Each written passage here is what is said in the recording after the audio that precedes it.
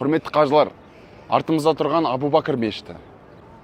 Абу Бакр мешіті жаңағы тура Али радиаллаху анхудың мешітіне тарихы ұқсас. Бірақ бұл жерде халифалығы кезінде Абу Бакр радиаллаху анху айт намазын оққан. Мен айттым ғой жаңа, мына жер үлкен алаң болған.